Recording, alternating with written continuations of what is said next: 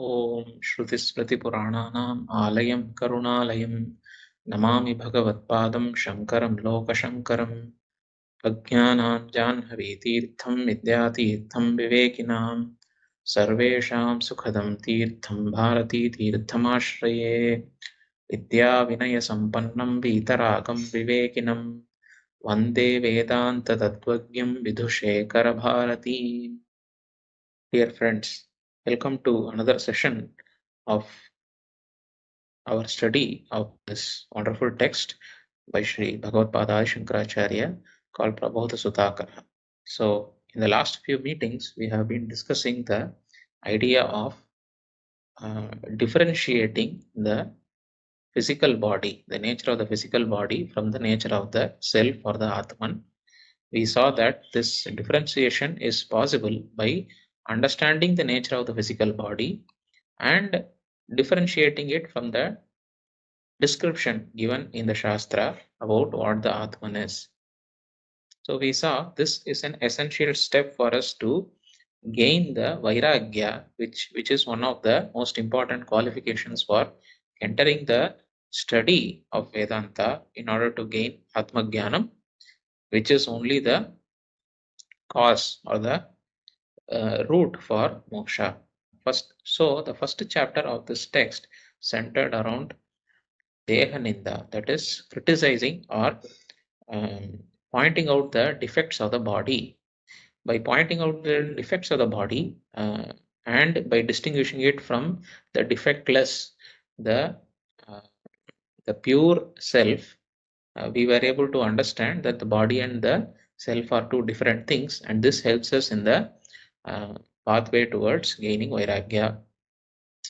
Now, having completed this chapter, the next chapter we are about to enter, and this is dealing with the second foremost principle, which is the Vishaya Ninda, that is the criticizing or pointing out the defects of the various Vishayas, the various sensory objects, the objects of the sense organs, which are normally held as giving pleasure towards the sense organs, giving pleasure for the sense organs. So towards these objects, which are generally held as causing pleasure to the sense organs, the idea of the Shastra, the idea of the Acharya is to help us to gain a sense of um, objectivity towards them, so that we understand that these there is a price to pay when we enjoy the pleasures of the senses.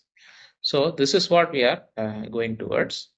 So we saw this flow chart regarding how the inquiry into the nature of the body helps us to gain the ahankara and mamakara varjanam, right? The giving up of the ahankara and mamakara, and this results in gaining vairagya, which results in moving towards atmajnanam.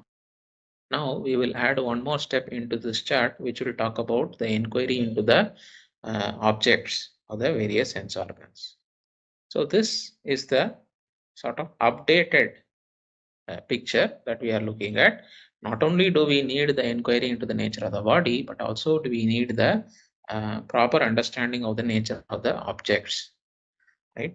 What do we mean by this proper understanding? Understanding the minuses, specifically the defects of these objects, because we very well understand or we very well are trained to appreciate only the glories or appreciate only the positive aspects of these objects, which is why we go towards them in general. So in order to gain objectivity towards these objects, what we must do is to therefore gain a or take a strong look, or take a sort of a, let us say now, temporarily biased look at the defects which these objects cause, so that our mind will settle, right? Our mind will be able to cogitate upon both the positives and the negatives, and understand that with every sensory pleasure there is also a certain sense of issue, a certain sense of problems, a certain group of problems are also gained along with those sensory pleasures.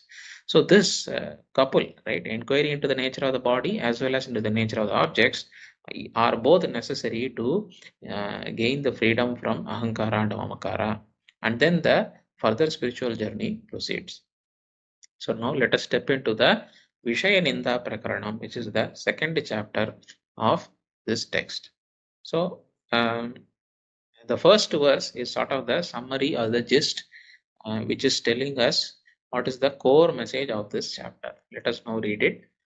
Modah kurute vishayaja kardama sammarjanam mithya duradrishti vrishti virasaha deho geham patatyeva. So now a beautiful analogy is presented here. What is this analogy? First, let us see that example which is being presented here. This analogy or this example which is being presented here is about a person who is trying to he has a house which is made of mud. So in the olden days, people used to construct houses via some via mud and via clay and so on. So like that, he has a certain house which is made of mud and clay, but this house is constructed in a very flimsy manner, and that if there is a huge rain, what will happen to this house? Right? If there is a house which is constructed of mud, what will happen to this house if there is torrential rain?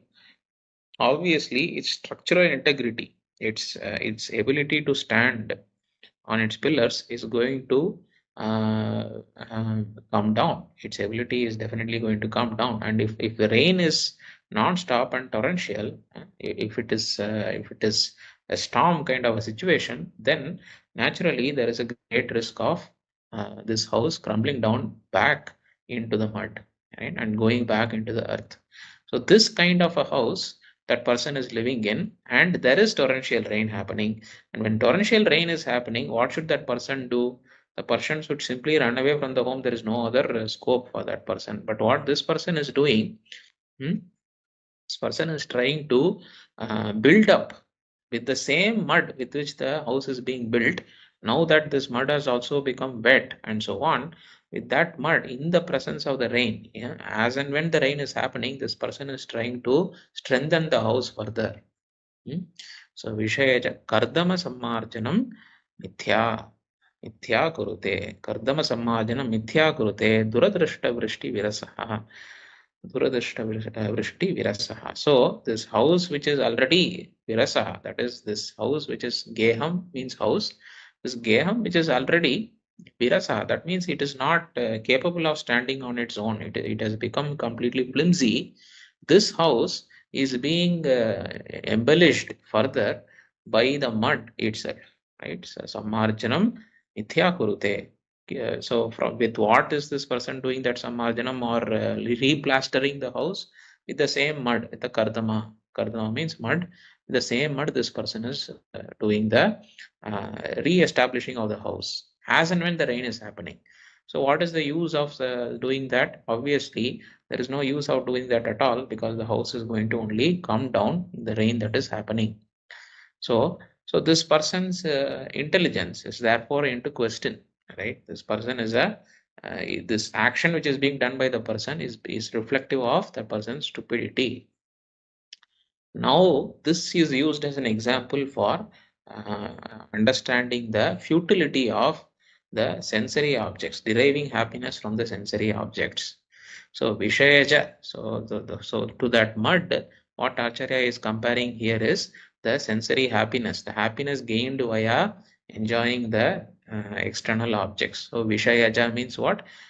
So Vishaya means the external objects of the sense organs. Vishayaja means that thing which is born out of objects of the sense organs. So what is that thing which is born out of the sense organs? The objects of the sense organs, that is the happiness which is gained by external means. Some pleasure which is gained by external means. So this pleasure which is gained by external means is like the mud. With this mud, which is the pleasure gained via the external means from the sensory objects, this person means we ourselves. So we have to think of ourselves as this, put ourselves in the shoe of this person. We are trying to sustain ourselves in this world which is filled with lot of sorrow. So this Duradrishti Vrishti Virasa. So the rain here is compared to the the torrential rain is compared to the effects of our papa karma. Because of the effect of the papa karma, this just like because of the effect of the rain, the house is going to fall down. Because of the effect of the papa karma, the body, deho geham patatyeva, the body is going to fall down sooner or later. So, in order to protect this house, just like it is futile to use the mud, in the same way, in order to preserve the body, it is futile to indulge only in the sense pleasures. By indulging in the sense pleasures, the body cannot be maintained because the body is temporary thing. It is going to go away one time or another. Hmm. So this is message is being told to us by Acharya in order to convey to us the strong idea that don't try to live your life purely for the sensory pleasures. The sensory pleasures are completely incidental. They are not to be sought by the person. They are not to be sought by us. They are not to be searched for or desired for by us. They will come on their own. They will go on their own. The body itself comes on its own. It goes away when the time is right. And it is natural for the body to be destroyed. So it is futile exercise to imagine that we will live forever and we will be able to enjoy the sensory pleasures forever and so on. Now, not only this, you see, uh, we can extend this analogy a little more further by saying that this mud which has become wet by the rain, if this mud is, we are trying to maintain the house by plastering this mud which has become wet, the structural integrity of the house is even going to reduce further only, right? In the same way, the more and more we enjoy sensory pleasures, the more and more we try to extract happiness out of the sensory pleasures. The more and more we try to sort of sign off or give a power of attorney towards the sensory pleasures for our happiness. The more we do that, the more sorrowful we will tend to become. The more depressed we will tend to become, the more dependent on the world we will tend to become, the less happy we will tend to become. So, more sensory pleasures will lead to less happiness, whereas the normal belief is the opposite. By enjoying more in the world, we can be more peaceful, more happy. But exactly the opposite is true. By enjoying more in the world, you become more and more demanding, more and more dependent, more and more sorrowful, and more fragile. Within your own mind, we become more and more fragile. So, this idea also is there, and we can try to extend this analogy to understand it in this way also. So, let us read the verse once again. Mudah kurute vishayaja kardama sammarjanam mithya duradrishta vrishti virasaha deho geham patatyeva. So, what is the message? The body is temporary, it will go away one day. We cannot protect it by enjoying more and more sensory pleasures. So, this is not what the life is given for. Acharya is now going to go towards, cutting the root of this sensory enjoyment one by one. Towards building, in building towards that, he considers a multi-stage understanding of various sensory objects. The first stage is talking about the relationships.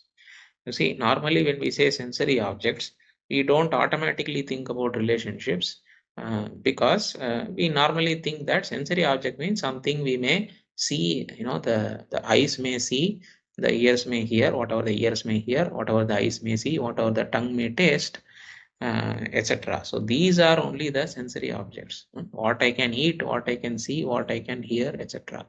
But here, the mind, which is the internal organ. So the sensory organs are there, external organs, the physical organs, and the in the indriyas, they have their own sensory objects. But the mind also has its own dependencies. See, any sensory object is reflecting, it is conveying or it is equivalent to a sense of dependency. So the moment you say, I depend on hearing, I depend on my first cup of coffee. If I don't get my first cup of coffee in the morning, I become sad or I become angry. So a sense of dependency has been created by repeatedly drinking that first cup of coffee in the morning. And if that coffee is not there, then the person becomes angry or upset or sad or irritated or whatever. So by indulging again and again in the sensory pleasures, the person becomes unhappy more and more. Now, this principle applies to the sensory the objects of the internal organs also. The internal organ here is what? That is the mind. So the mind also cogitates upon various things and so on. And from those various things, it also gets some pleasures, and it also gets some pleasure. But by repeatedly indulging on these things, that pleasure will also eventually lead into only sorrow. And among the things which are deeply affecting the mind, or deeply the mind is attached to, is our relationships, human relationships. So the first thing which Acharya takes up is the idea of being attached to relationship, critiquing the idea of being attached to various people, various relationships. So this is the first thing which Acharya takes up, and as samples he takes up few relationship. The first important relationships he takes up is the relationship of oneself with the spouse. So we have to understand that this is just a placeholder for all relationships. So whatever relationships may be there, some particular typical relationships are taken and they are analyzed here. They are critiqued here by Acharya. So here the first relationship is that of the spouse. In particular, even among the spouse in particular, Acharya has chosen the example of a man related to the wife. The wife, that the uh, the relationship of a man towards his wife. That is the relationship which is being taken. So now you see, generally with respect to every Vishaya, the sorrow aspects come from uh, three main sources. What are the three main sources? The Shastra says, Arjane Dukkham. By the gain, by when the person has to do a lot of struggle to gain that sensory object. So Arjane Dukkham. Then Rakshane Dukkham. So when the sensory object has been gained, to protect the sensory objects, to preserve the sensory object, to maintain the sensory object, the person has to do put lot of effort, and it leads to lot of pain. So Rakshane Dukkham. Then when the sensory object which has been gained, for gaining also lot of effort, lot of pain, for keeping it with oneself also, for maintaining it also lot of effort, therefore lot of pain, then eventually any object which is gained will also go away. When it goes away, it causes lot of pain. That is called Vyaye Dukkham. So Arjane Dukkham, Rakshane Dukkham, and Vyaye Dukkham. All the three types of dukkhams are associated whenever the person is interested to gain the external thing for one's own pleasure.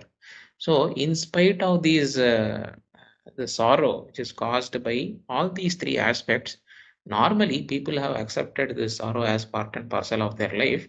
They cannot see a scenario where the sorrow will be absent.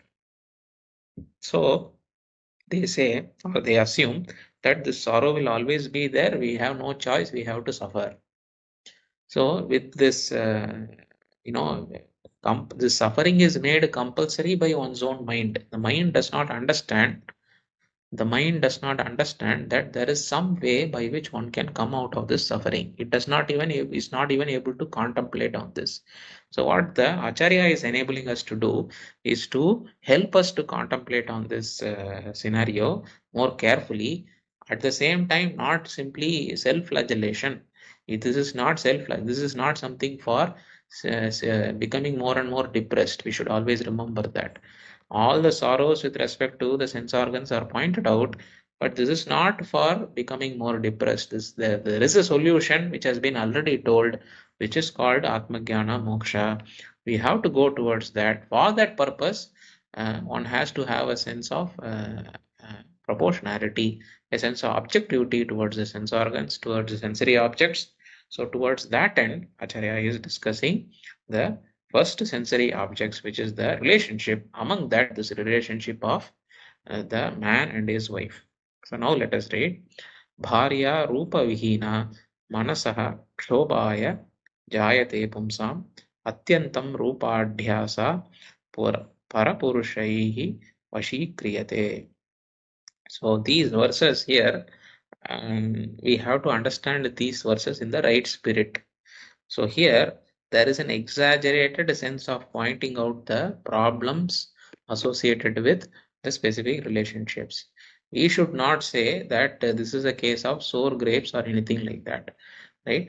So even though these issues, these specific issues may not be there exactly in our life, in somebody else's life, these issues may be there, or some in mild form, these issues which are pointed out may be there in our own life. It may not be with respect to this relationship specifically, it may be with respect to other relationship. The spirit of whatever is being pointed out is what we should understand. And what is that spirit? Where there is attachment, there is sorrow. Where there is attachment towards an external object or a relationship, there is a sense of dependency. The sense of dependency will eventually cause sorrow in one way or another. How does it cause sorrow? We have seen the three ways. Arjane Dukkham, for gaining it. When you desire for something and you want to gain it, you have to do a lot of struggle. You have to any kinds of struggle. Within the struggle, it is not only your own physical effort or mental effort. You have to do various other kinds of struggle also. Possibly any of them may cause sorrow to you. That is one. Then rakshane dukkham, to preserve whatever you have gained, if there will be sorrow. Then vyaye dukkham, when the thing goes away, which will definitely happen, when the object goes away, then also there will be sorrow. So these sorrow will definitely be there in each situation in our life. Wherever there is attachment in your life, you go and imagine, you go and understand, you go and pay attention to those objects of attachment. You understand where these sorrows are associated, where the associated sorrows are occurring in your life. And you will find whenever there is a suffering in your life, a mental suffering in your life, you will understand that there is a attachment behind it. There is a sense of dependency behind it. I depend on the world for my happiness.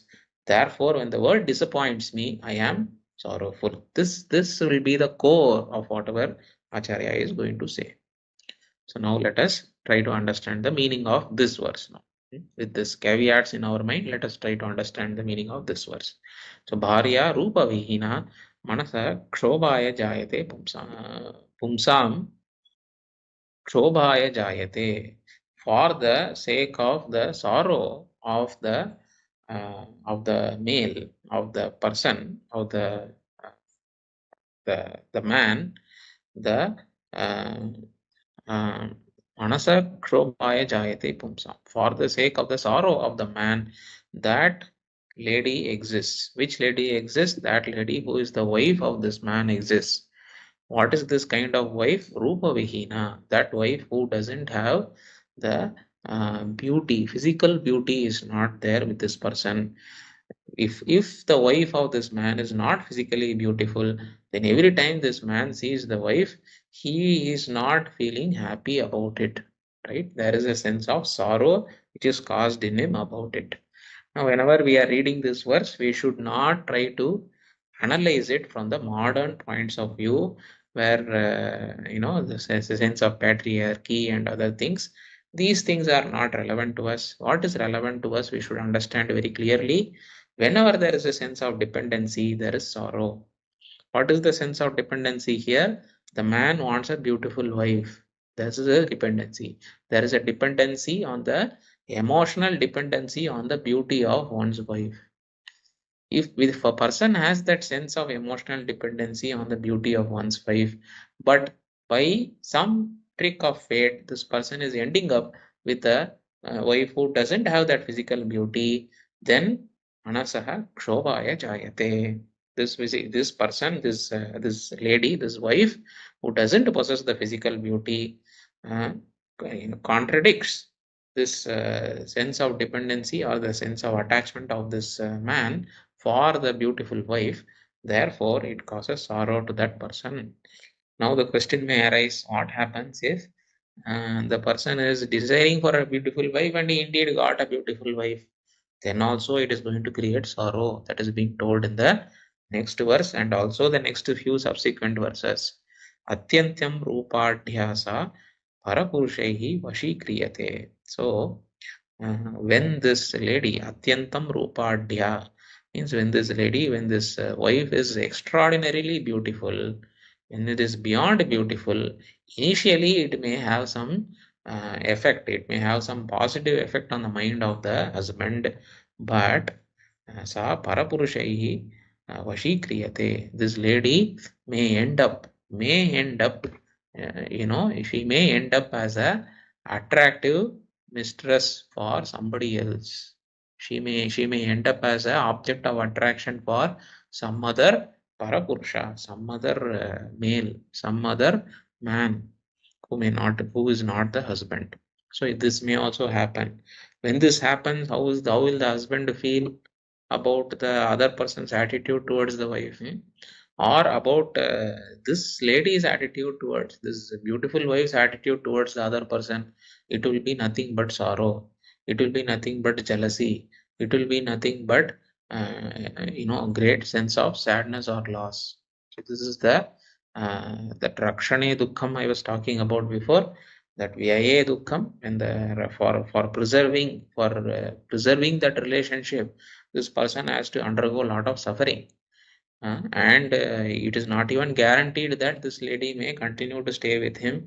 If she decides to go away, run off with somebody else, then this man has to face a lot of suffering. So that is so whenever there is a relationship, there is a suffering which is underlying that relationship. It may underlie in various forms. That is the idea which is being conveyed here. So now this relationship with the wife is being, further deeper level of understanding or more deeper level of criticism is being told. So let us read all these verses in the right spirit and try to understand. Yah kaschit parapurusho mitram bhrityothava bhikshuhu pashyati hi sabhilasham vilakshano dhara rupavatim. So virakshano dara rupavatim pashyatihi sabhilasham pashyatihi. So what does it mean? So this vilakshano dara rupavati means what? That wife who is endowed with great physical beauty, that beautiful wife of this person, sabhilasham pashyatihi. So other people will look at that wife with lot of in a wrong sense, or in a sense of being attracted towards that lady.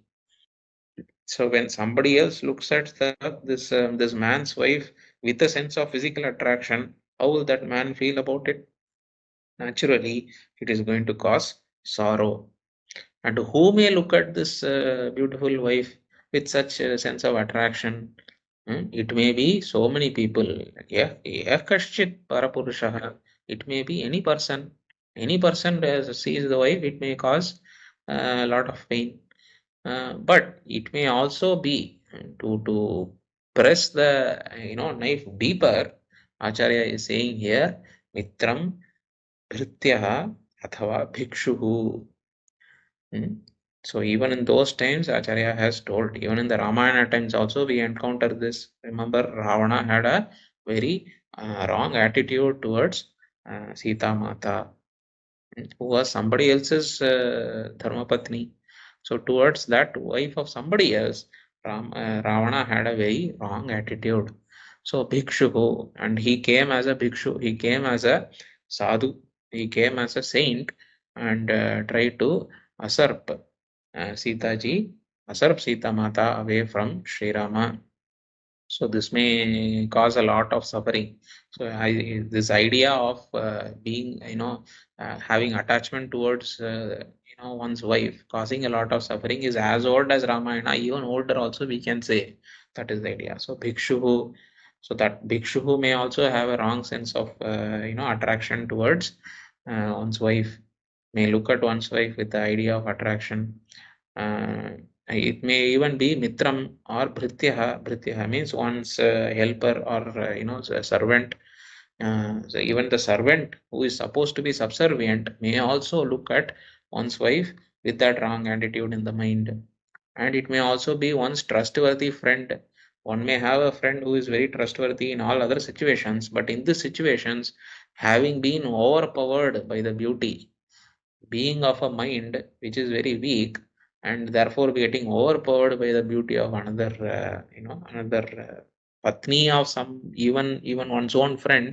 That person, that friend may look at this lady, and this may cause a lot of suffering to the individual. So even if it is, even if the wife is very ugly, even the wife is not possessed with physical beauty, then also there is a kind of suffering. If the wife is possessing extraordinary beauty, then also there is suffering. So this is the scenario that this man has to deal with, following the same idea. यं कञ्चित् परपुरुषवरं स्वभर्तुरतिसुन्दरं दृष्ट्वा मृगयति किं न मृगाक्षी मनसेव परस्त्रियं पुरुषः. पुरुषः मनसा एव परस्त्रियं pashyati, or that person, just like the man, any purusha, any man can look at a parastri. So parastri means somebody else's relation, somebody else's wife, somebody else's lady. That person is looking at, that man is looking at somebody else's lady with the attitude of possessing her within his own mind, with the attitude of being attracted towards her in his own mind. See that kind of attitude, just like the man may have, the lady may also have. Brigakshi kim na mrigayati. Brigakshi mrigayati na kim. So Brigakshi means here that man who is looking at somebody else's wife, his own wife may look at somebody else's husband or somebody else's man. Brigakshi Kimna Brigati may, that lady of that man who is looking at somebody else's wife may desire for some other man. Why not? It can also happen. Yam Kanchit Purushavaram Swabharturati Sundaram Drishtva. So, especially if that man is more beautiful or more endowed with a lot of wealth and physical beauty and various other attributes, more than one's own husband, this lady may start looking at that person. What is the situation of this man now? The man alone doesn't have the right, the right for enjoying within the mind, the right for looking at another person with a, in a wrong sense, is available with everybody. That power is available with everybody. It is available with one's wife also. So one's wife also can look at other males with a sense of attraction towards them. Why not? Especially so if that other males are having more are possessed with more physical beauty or other attributes. So bhartur atisundaram drishtva. So by looking at somebody who is having more attributes than swabhartuhu, more attributes than one's own husband, better beauty than one's own husband, that wife may look. And what is the scenario of that man now? What is the scenario of the husband now? He was, so far he was quite content that whatever whatever was his possession, whatever was his relationship, but then his relationship itself is not under control. It is in a flimsy scenario. It may break at any moment. That is the way it is. So the attachment should not be there towards the wife. That is the point which is being made by the acharya. If that attachment is there, then anything may happen. This person will get affected. The mind of this person will get affected. Continuing, evam surupanarya bharta kopat pratikshanam kshinah no labhate sukhalesham balimiva bhalibhu bahushvekaha. So what is the idea here? In this way, evam surupanarya bharta kopat pratikshanam kshinah. So bharta pratikshanam kshinah. So this bharta, the husband, is dying every moment, is decaying every moment, is suffering within oneself every moment. Pratikshanam kshinah is decaying, dying, suffering every moment because of kopat, because of the extreme anger or sense of irritation caused by the effect of his own life looking at other people or other people looking at his wife. Because of this, the man dies. And this wife is what kind of wife? She is beautiful, Surupanari. See, she is a Surupanari. She is very beautiful. That is why she is having being attracted to other more beautiful males. and other males are getting attracted to her. Because of this, there is a lot of anger, irritation, rage, but nothing can be done in those scenarios. Because everything is happening in the mental world, in the mental framework, nothing can be done. It is internally, within one's own mind, the man keeps suffering. No labhate sukhalesham. All that he desired for before getting married, I should get a beautiful wife, I should get a beautiful wife, and so on. All that he desired for, nothing is coming. That happiness is not there at all. Sukhalesham na labhate. Even a tad of that happiness, even an iota of that happiness is not available to him because he is suffering like this. And as an example of that suffering, Acharya is giving a very powerful example, one more powerful example here. Balimiva Balibu Bahushvekaha. Just so this example is like this: some bali, so this, some offering is made to a bunch of animals, like for instance, let us say some crows, right? So to crow, some offering is made. Generally, this bali is given to that crows. So that offering is made, but one crow got there a little earlier. Hmm. But that offering, when the rice is given to the crows, it may be very hot, right? It may be very hot, it may be piping hot. So the crow which came first has to touch and eat that raw, very, very extremely hot rice very quickly, because there are other crows waiting to pounce upon the same meal. So therefore, it is trying to first of all feed itself. That first crow is trying to feed itself, but it is not able to do so in a relaxed manner at all, because it is always pensive, it is always anxious that it may be taken away, that food may be taken away by something else, more other crows, even though they may be my friends otherwise, even though they may be my bandhus otherwise, even though they may be my close relationships, they may be interested to take partake of the same food, uh, even though it may cause my discomfort. So therefore, I should eat it quickly, I should eat it quickly. With that deep sense of anxiety, this crow is trying to eat off that food, but that food is also very hot. Then in that situation, what kind of suffering this crow has to, the first crow has to undergo, we should only imagine, right? We can only imagine. In the same way, this man is also compared to, that first crow which comes. That first crow cannot enjoy, it is anxious, and it is going about trying to eat, trying to partake of the meal in its own way possible. So this is the pathetic state of the husband who is married to a very beautiful wife. That is what Acharya is saying here. So the message here, we have to remember that being attached is the problem. It is not about having a beautiful wife or having an ugly wife. That is not nothing to do with it.